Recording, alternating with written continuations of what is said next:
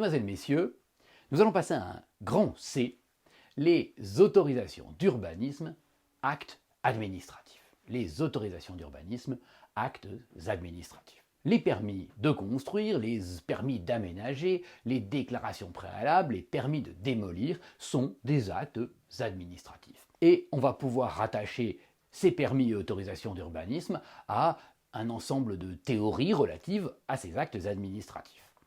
Pour cela, nous allons appliquer tantôt le droit général de ces actes et tantôt un droit particulier que l'on va trouver parfois en doublon dans le code de l'urbanisme. D'abord, je voudrais qu'on passe à un petit 1 sur les décisions expresses ou les décisions tacites. Petit 1, les décisions expresses ou les décisions tacites. Le droit de l'urbanisme s'inscrit sans conteste dans le droit administratif général, notamment pour ce qui concerne les autorisations d'urbanisme, qui sont soumises pour l'essentiel, je le disais, au régime des actes administratifs. Les décisions vont donc être expresses ou tacites. Et en l'occurrence, parmi ces décisions, il y aura les autorisations d'urbanisme. Qu'est-ce qu'une décision expresse? C'est une décision qui va être prise sous la forme d'arrêtés municipaux ou préfectoraux principalement. La décision tacite, c'est celle qui va être immédiatement prise à la fin d'un délai de la demande. Les décisions expresses, d'abord, pour les aborder, doivent respecter un certain formalisme. D'abord, elles doivent contenir le nom de la collectivité au nom de laquelle elles ont été prises, ainsi que la signature et le nom explicite de celui qui a accordé l'acte administratif, qui a accordé le permis ou l'autorisation d'urbanisme. Elle doit contenir, cette autorisation d'urbanisme, des visas, renvoyant notamment non seulement à la demande qui a été faite, lorsqu'il s'agit d'un permis ou d'une déclaration, mais aussi aux textes utilisés et éventuellement, lorsqu'ils existent, aux avis qui ont été demandés aux autres autorités. Le nom du signataire de l'arrêté doit aussi être précisé, c'est ce que nous dit l'article A424-2 par exemple. Cette autorisation d'urbanisme contient enfin les délais et voies de recours, ainsi que tout un ensemble de précisions sur la façon dont il convient de faire les recours contre l'acte, en application des articles spéciaux sur le contentieux de l'urbanisme contenus dans le titre 6 du Code de l'urbanisme, les articles L et R 600. La jurisprudence estime cependant que la forme de l'arrêté ne constitue pas un vice substantiel et par conséquent ne conduit pas à l'annulation de l'acte. C'est ce que le Conseil d'État nous a précisé dans un arrêt du 22 février 1957, Société coopérative de reconstruction de Rouen et de sa région. Conseil d'État, 22 février 1957, Société coopérative de reconstruction de Rouen et sa région. Après la demande d'autorisation d'urbanisme, 6 décisions sont possibles. Le Code de l'urbanisme les liste de manière exhaustive à l'article A424-3. Premièrement, l'autorisation d'urbanisme peut être accordée. Ce qui n'est applicable qu'au permis, vous l'avez compris, les déclarations préalables n'ayant pas à faire l'objet d'une décision favorable expresse puisqu'elles ne sont qu'une déclaration. Deuxièmement, l'autorisation peut être refusée. Ou, là encore, pour les déclarations préalables, on dit qu'elles font l'objet d'une décision d'opposition à déclaration préalable expresse. Troisièmement, la décision peut faire l'objet d'un sursis à statuer. Quatrièmement, la décision peut être assortie de prescription. Le permis est alors dit, dans la pratique, permis conditionnel. Cinquièmement, la décision peut accorder une dérogation, une adaptation mineure, comme on l'a vu. Et enfin, sixièmement, elle peut mettre à la charge du ou des bénéficiaires du permis une ou plusieurs contributions de l'article L332-28 du Code de l'urbanisme. À cela, il faut ajouter que les seuls permis de construire peuvent être précaires. La plupart du temps, le permis de construire aura une date de fin dans ce cas-là. Ce sont pour des constructions temporaires qu'il y a des permis précaires. Il y aura souvent une date de fin à laquelle les constructions devront être détruites. Parfois, il n'y aura pas de date de fin et le propriétaire pourra récupérer son fonds avec destruction de la construction à ce moment-là. Ajoutons 2 choses. Lorsque le permis est précaire, il est soumis à des conditions de l'article L433-1, notamment celles que les constructions doivent être démontables. Le permis précaire deuxième remarque, contient des limites, et notamment l'obligation d'un état descriptif des lieux avant les travaux. C'est l'article L433.2 qui le prévoit. Cet état descriptif permet de remettre en état le terrain comme il était initialement à l'issue de l'occupation. Et cette remise en état se fait sans indemnité, nous précise l'article L433.3. Voilà pour les permis précaires. Comme toutes les décisions administratives, les autorisations d'urbanisme doivent être motivées lorsqu'elles sont négatives.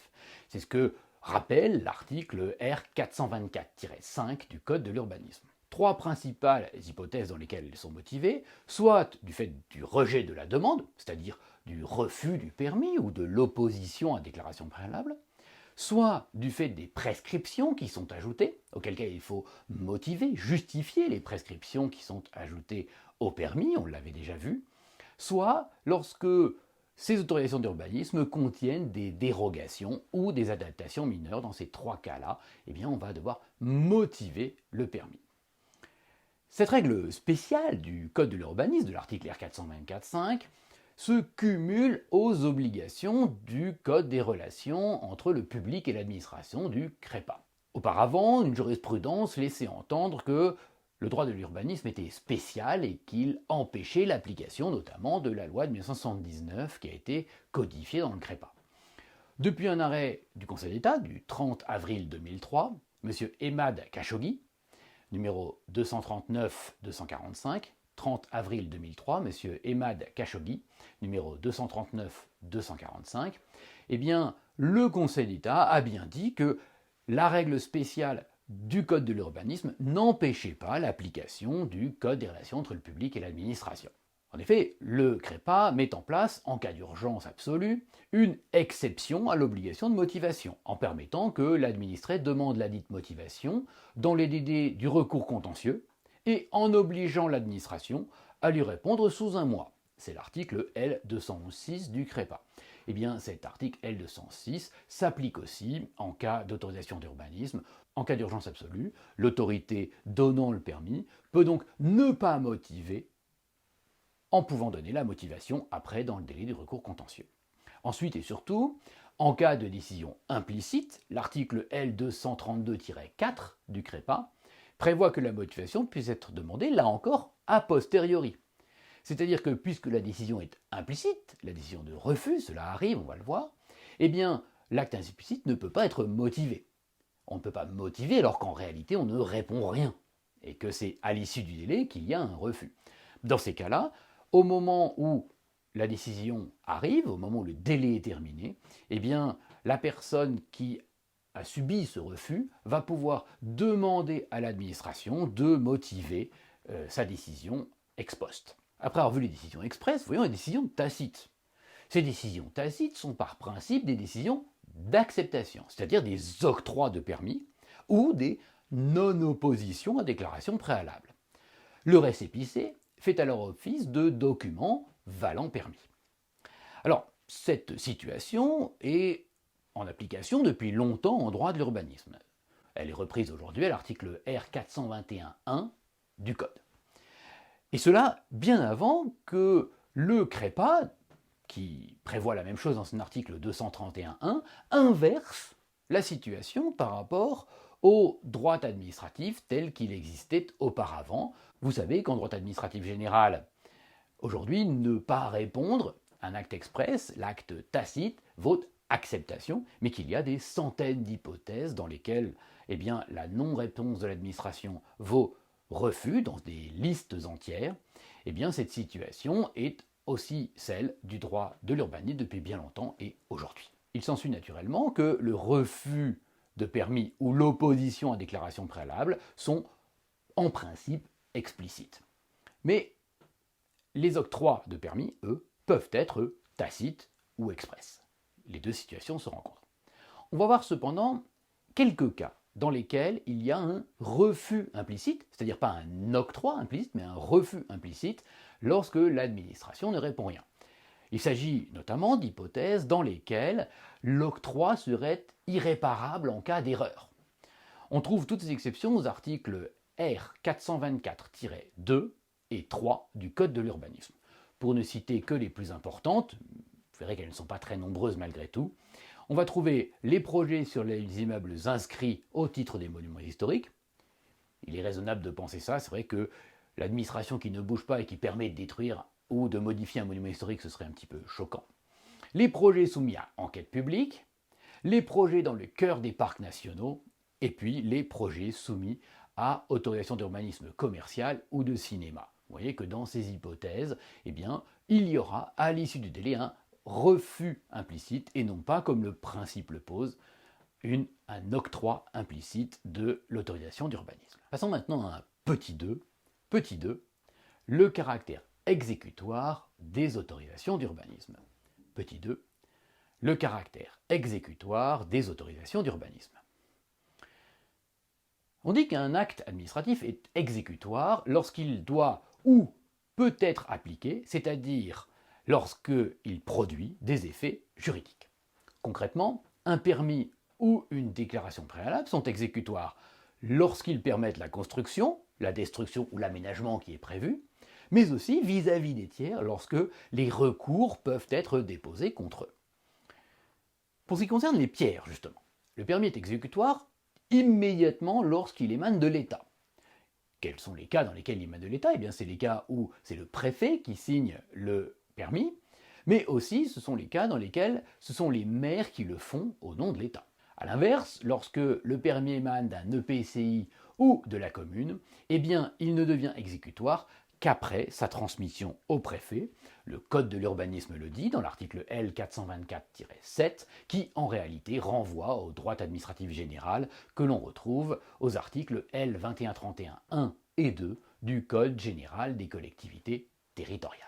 Pour ce qui concerne les demandeurs maintenant, en plus de la transmission au préfet, on va distinguer entre les permis tacites et les permis express pour savoir quand ils sont exécutoires.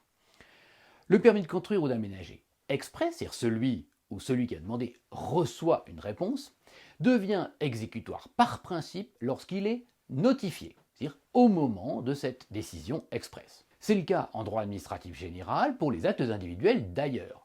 Mais il y a des conditions particulières de notification en droit de l'urbanisme que l'on va retrouver aux articles R 424-10 à 14 du Code. Cette notification passe notamment par une lettre recommandée avec accusé-réception ou par échange électronique. Attention, un cas particulier cependant, les permis de démolir pour leur part ne sont exécutoires que 15 jours après leur notification, il faut le noter. Pour ce qui est des permis tacites, maintenant, après les permis express, eh bien pour ce qui est des permis tacites, ils deviennent exécutoires beaucoup plus vite, c'est-à-dire au moment même de la fin du délai.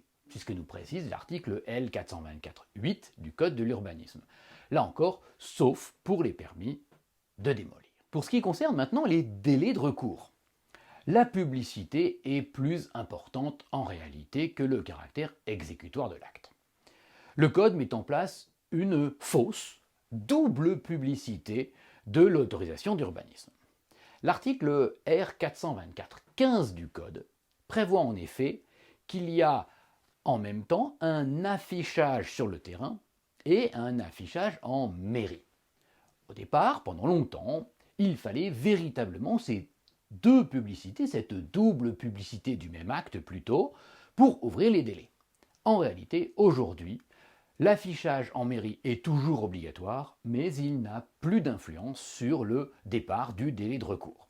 Seul l'affichage réel, l'affichage sur le terrain, va prendre ce rôle-là.